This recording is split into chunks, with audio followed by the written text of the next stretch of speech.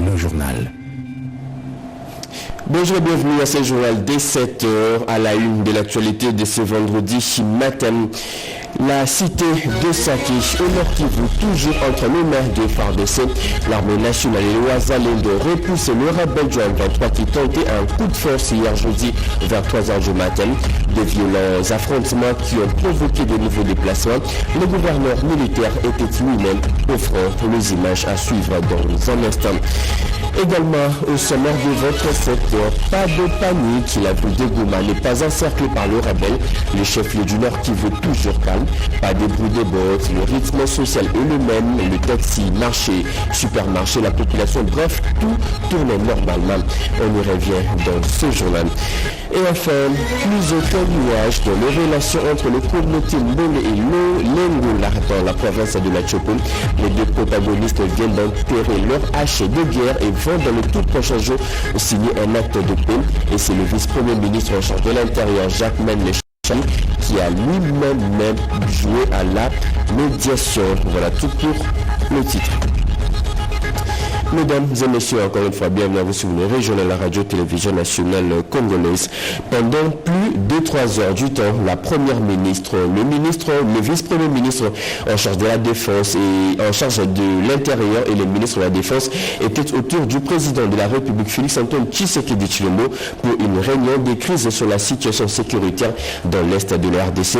Une réunion qui s'était juste quelques heures avant la réunion du Conseil supérieur de la défense que va diriger le président de la République lui-même, Pierre Kibambe-Somoïsa. Aussitôt revenu à Kinshasa ce jeudi 23 janvier 2025, au terme d'une mission officielle à Davos, en Suisse, où il a pris part au 55e Forum économique mondial, le président de la République, commandant suprême des forces armées de la RDC et de la police nationale, Félix-Antoine Tshisekedi Tshilombo, a présidé à la résidence présidentielle du Mont Ngaliema une réunion de crise sur la situation sécuritaire dans l'Est de la RDC en proie à l'agression du Rwanda avec ses supplétifs terroristes du M23. La première ministre Judith Souminoa, le vice-premier ministre chargé de la défense nationale Guy Kabombo Madianvita et de l'intérieur Jacques Chabani, ainsi que le directeur du cabinet du chef de l'État Anthony Kinzo ont pris part à cette séance de travail de 3 heures en prélude à une réunion du Conseil supérieur de la défense élargie que présidera le chef de l'État, ainsi que la réunion hebdomadaire du Conseil des ministres afin de faire le point sur la situation sécuritaire et humanitaire dans la province du Nord Kivu. Je le dis au sommaire, pas de panique. La ville de Goma n'est pas encerclée par le rebelle. Le chef-lieu du Nord Kivu est toujours calme, pas de bruit des bottes. Le rythme est le même. Les taxis, marchés, supermarchés, bref, tout tournait normalement. Juste quelques paniques ont été observées hier jeudi le matin. Regardez. Nous sommes 23 janvier 2025. Il fait 16h30 ici à l'Institut de Goma ou à Instigo, le grand rond-point de Goma. Vous voyez le mouvement tel qu'il se présente, des véhicules, des gens qui sont en mouvement, et tout le monde vaque à ses occupations. Contrairement à ce que les gens disaient, que non, à Goma, il n'y a plus de vie. Vous voyez vous-même, la situation est calme. Les gens, les motards font leur travail convenablement. La population se déplace. Il y a des gens qui quittent les lieux de travail. Ils sont en train de rentrer à la maison. Moi j'ai commencé à travailler depuis le matin. Ici je suis au marché.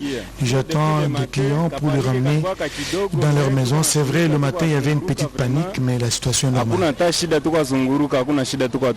Hapa saa hii deja tuko mkazi depuis usubuhi tuko natumika, hakuna shida yenye iko hapa mu centre ville. Nous sommes en plein travail depuis le matin, nous sommes au centre-ville, il n'y a rien et les activités continuent normalement. Boga mingi kuona ginzi. C'est vrai, ça fait peur de voir les mouvements des militaires, ces va-et-vient, mais au niveau des Virunga, nous sommes là et nous travaillons. Tuko napima pita na kubeba mtu mwamoya. Sikutumika bien comme il faut, kiatandika Oui, nous sommes là au marché, nous avons étalé nos marchandises, mais c'est aux alentours de 14 heures que les gens ont pris un peu de panique. Vraiment que notre gouvernement, que l'État congolais fasse son travail. Il fait kazi tout comme il faut pour que vite aishe. Il est tout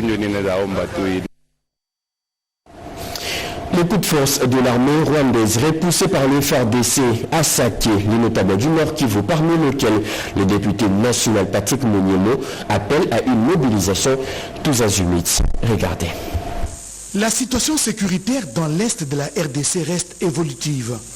Les combats se sont poursuivis ce jeudi 23 janvier 2025 entre les terroristes du M23 et les forces armées de la République. Des affrontements autour de Saké qui ont provoqué les déplacements massifs de la population. L'armée loyaliste poursuit donc avec sa mission de la défense de l'intégrité territoriale et des traques de l'ennemi jusque dans son dernier retranchement. La peur a changé de camp. Le M23 ainsi que leurs alliés, le Rwanda, essuient des tirs des forces armées de la République et des volontaires patriotes Ouazalendo décidés à en finir avec cette barbarie. À Goma, la ville est restée calme. La population a vaqué librement à ses occupations, comme le témoigne cet élu du peuple, l'honorable Patrick Munyemo. Nous disons et nous encourageons nos FARDC qui sont au front. Les Ouazalais nous couragent. Vous avez le soutien de la population. Goma est sous contrôle, la paix règne. Moi-même je suis ici et je reste avec ma population. Donc tout se passe bien. Aucun centimètre du territoire national ne sera cédé à l'ennemi. C'est le credo des FARDC engagés sur différentes lignes de front. La cité de Saké Nord Kivu, toujours entre les mains de FARDC, l'armée nationale et les Ouazalendo ont repoussé le rebelle du M23 qui tentait un coup de force au Nord Kivu vers 3 du matin. Le gouverneur des violents affrontements qui ont provoqué de nouveaux déplacements. Le gouverneur militaire était lui-même au front pour un réconfort moral. Regardez. Ont été enregistrés toute la journée de ce jeudi 23 janvier 2025 dans la cité de Saké et ses environs, où la coalition FARDC Ouazalendo, avec en appui les forces de la SADC et FBN, ont repoussé l'armée rwandaise dont la présence était signalée dans cette entité stratégique, car considérée comme le dernier verrou qui mène tout droit vers la ville de Goma. Ainsi, pour apporter ce soutien et son encouragement aux forces de défense et loyalistes, le gouverneur de province, le général-major Peter Chirimwami Kuba, est allé sur place sur les lignes de front. Selon nos sources, les forces loyalistes se comportent bien sur les lignes de front et ont le dessus sur la situation et l'ennemi qui bat en retraite. Ces affrontements, lancés depuis 3 heures du matin de ce jeudi, ont sémé la panique dans le chef de la population, en provoquant un mouvement massif de populations venant des villages environnants, l'agglomération de Saké et quelques villages de la province du Sud Kivu. La population de Goma et ses environs est appelée au calme, à la vigilance, car les forces armées de la République démocratique du Congo restent déterminées sur plusieurs lignes de front, à Saké, Kibumba et Lubero, afin de ramener la paix de la population congolaise. L'état d'esprit de Paul Kagame est pleinement rempli de la bassesse. Ce sont des mots durs et la colère du ministre congolais de la communication média, Patrick Mouyaya, qui était l'invité d'une émission sur France 24, a de nouveau changé le président rwandais. Il a aussi parlé de l'agenda criminel de Paul Kagame dans le massacre à répétition dans la partie est de la RDC. On l'écoute. Le président Kagame qui, ces derniers jours, n'a plus de caractère taiseux, a besoin de s'exprimer, il est fait maladroitement. Parce que non seulement qu'il a manqué d'égard au président angolais, qui était bien mobilisé dans le cadre de ce processus, mais sa sortie médiatique, c'est illustratif justement de son état d'esprit qui est pleinement dans la bassesse, parce que lorsqu'on commence à verser dans l'insulte à ces niveaux de responsabilité, c'est illustratif justement du caractère, passez-moi l'expression, un peu mégalo qui le caractérise. Mais je pense que tout ça doit être arrêté, y compris par la communauté internationale, parce que c'est cette attitude des nervosités qui pousse à ce qu'il y ait plus de massacres, parce que lorsque vous parlez, par exemple, de la prise des Minova, c'est que vous ne voyez pas, c'est qu'on ne vous dit pas, c'est qu'il y a des massacres systématiques qui sont opérés sur le jeune volontaire de défense de la patrie qu'on appelle Wazalendo. Des rapports qui nous sont parvenus, en tout cas par des observateurs qui sont localement, qui nous ont parlé des 70 à 90 jeunes. Vous savez que, par exemple, dans cette guerre, le Rwanda a démontré de plus en plus que c'est véritablement l'empire et l'industrie du mensonge qui, de manière régulière, pompe à peu près 1000 tweets par jour, ce que moi j'appelle depuis quelques jours le poison rwandais, la manipulation, la désinformation, le mensonge qui est revendiqué au plus haut niveau du pouvoir. Mais l'idée ici, c'est qu'on ne devait plus justement être dans ce cadre-là, dès lors qu'on avait choisi le cadre du processus de Luanda. C'est pour ça qu'il est important que le Conseil de sécurité, que la communauté internationale puisse tirer des conséquences dans l'immédiat du caractère inutilement belliqueux du président rwandais qui s'est traduit de toutes les manières, y compris par son langage que vous avez relevé tout à l'heure, c'est qui est contraire justement à tout ce qui est mis sur la table comme principe pour restaurer la paix dans l'Est de la RDC. Concernant toujours la situation sécuritaire dans l'Est de la RDC, l'Afrique du Sud s'est dit préoccupée par la situation de ces conflits interminables. Les ministres de la Défense sud-africains sur le sol de la RDC l'a dit à son homologue congolais. Les échanges entre les deux personnalités ont aussi tourné autour de la présence du contingent sud-africain sur le sol congolais. Sandra Maki. Aussitôt revenu de son itinérance au Congo central, le vice-premier ministre, ministre de la Défense nationale et des anciens combattants, Maître Guy Kabombo Modianvita, a reçu son homologue sud-africaine, Nji Motsheka, dans le cadre de la coopération bilatérale en matière de la défense entre la République démocratique du Congo et l'Afrique du Sud. Une visite à mettre dans la droite ligne du renouvellement du mandat de la MONUSCO, où les contingents brigades d'intervention rapide, membres des forces de défense nationale sud-africaines, agissent pour le compte de la MONUSCO à Béni. La patronne de la défense sud-africaine va se rendre ensuite dans la ville de Béni au Nord Kivu, où elle va s'entretenir avec la brigade d'intervention rapide sud-africaine rattachée à la MONUSCO sur les mesures à prendre face à leur agissement sur le terrain et le strict respect des accords de coopération bilatérale en matière de défense. S'en est suivi une séance de travail à huis clos entre les deux hautes personnalités en présence du chef d'état-major général des FARDC, le lieutenant-général Jules Banzamouy Lamboué et le chef d'état-major général sud-africain. De ces échanges, rien n'a filtré. Plus aucun nuage dans les relations entre les communautés Mbele et Lengula dans la province de Latchopo. Les deux protagonistes viennent d'enterrer leur hache de guerre et vont dans le tout prochain jour signer un acte de paix. Et c'est le vice-premier ministre en charge de l'Intérieur, Jacquemin Chabani, qui a joué à la médiation, comme on dit, Bobo Anam Mokondi.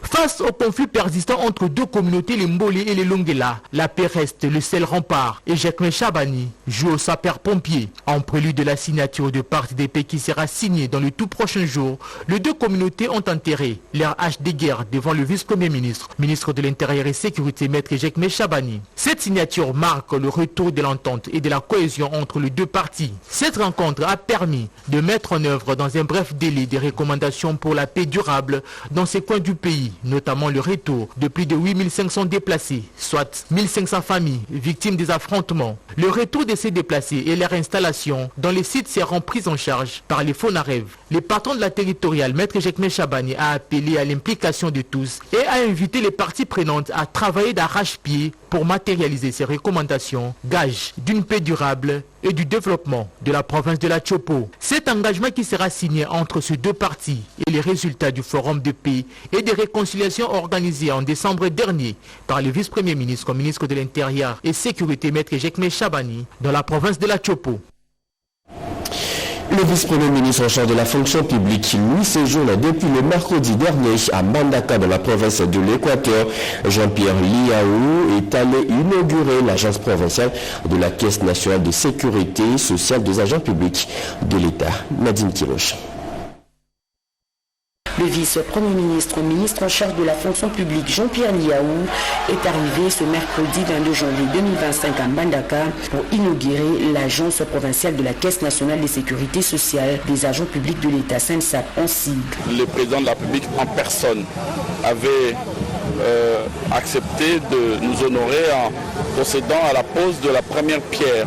Aujourd'hui, je viens inaugurer ces bâtiments qui est sorti donc de terre, symbole de la renaissance de notre pays. Le président de la République souhaite avoir une administration publique forte.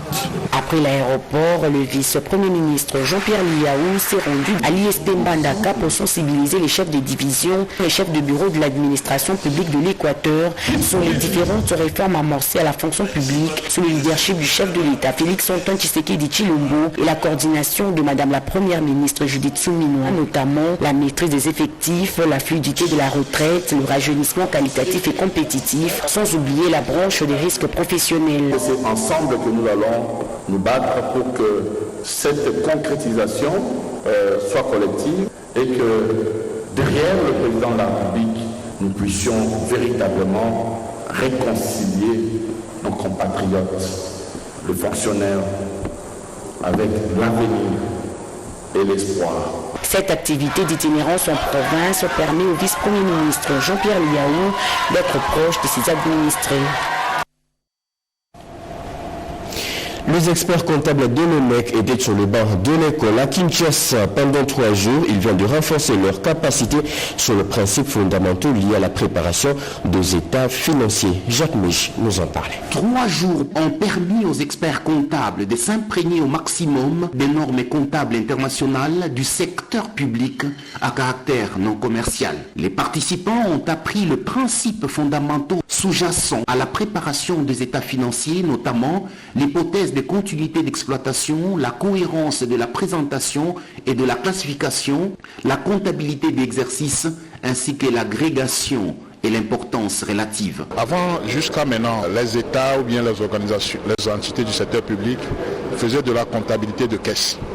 Et quand on fait de la comptabilité de caisse, il y a quelques lacunes. Donc quand on voit en comptabilité en droit constaté ou bien en comptabilité d'engagement, on a beaucoup plus d'éléments, donc ce qui fait qu'il y a plus de transparence. Et puis, c'est plus un élément qui permet aux décideurs de prendre de meilleures décisions. La bonne gouvernance rime avec la transparence financière qui est tributaire de la bonne tenue de la comptabilité conformément aux normes appropriées. L'OMEC est dans le processus d'adhésion à l'IFAC.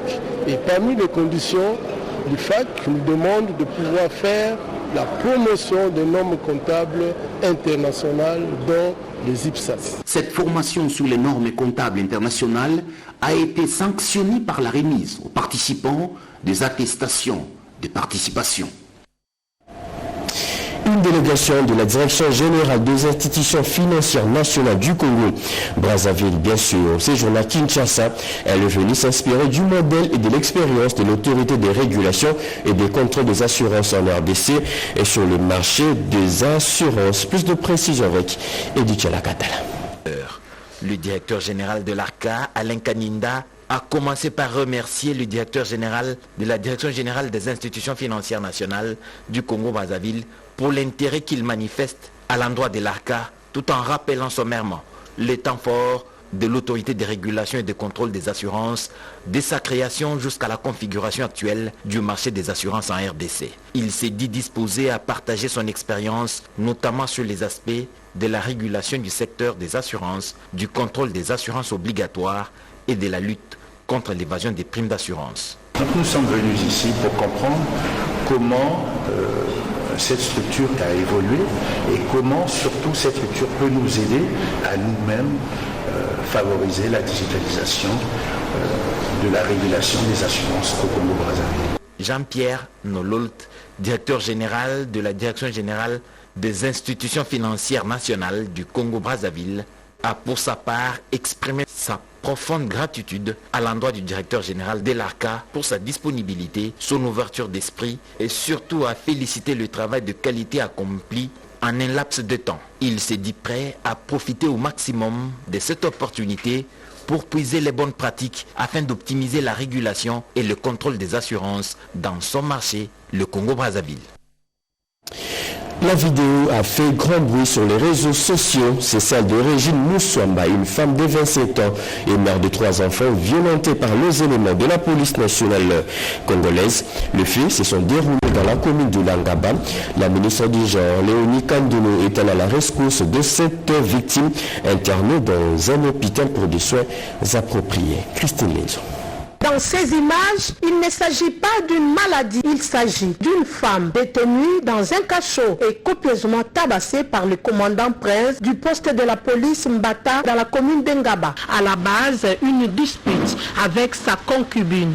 Aussitôt informée de ces drames, la ministre du genre, famille et enfants, Léonie Kandolo, est allée au chevet de Régine Moussouamba, âgée de 27 ans et mère de 3 enfants. La ministre étant alertée fort de cette situation, Léonie Kandolo a réagi. Nous estimons que ce sont des choses inacceptables. Nous avons entendu le message du général de la police qui nous a dit qu'il fallait dénoncer tout ce que la police fait contre les citoyens. Parce qu'il n'est pas normal qu'un petit groupe de personnes, de policiers, ternissent le nom de la police et du gros travail qu'elle fait. Après un échange de près d'1 heure, la ministre a réconforté la victime. Pour la ministre du genre, famille et enfants, le président de la République et la première ministre militent pour le bien-être des femmes. C'est inacceptable qu'un groupe de policiers ternisse l'image de la police en RDC. La patronne du genre, qui avait à ses côtés le secrétaire général du genre, Madame Esther Kamwania, sollicite des autorités judiciaires la rigueur et la transparence dans le traitement de ces dossiers. Dans sa suite, elle avait le bourgmestre de la commune d'Engaba. La stratégie nationale de l'autonomisation économique des femmes en RDC vient d'être adoptée et mise en place. La création des conditions propices pour la classe moyenne, c'est l'un des points figurés dans cette nouvelle stratégie. C'était au terme d'un atelier national qui a réuni plusieurs femmes à Kinshasa, atelier clôturé par la secrétaire générale au genre, comme nous dit Rodépana. Après débat et délibération, les participants à ces travaux ont adopté la stratégie nationale de l'autonomisation économique des femmes en RDC, moyennant amendement. Du document de la stratégie nationale de l'autonomisation économique de la femme congolaise a été mise en place. Bâtir une république démocratique du Congo où chaque femme, sans distinction des statuts économiques,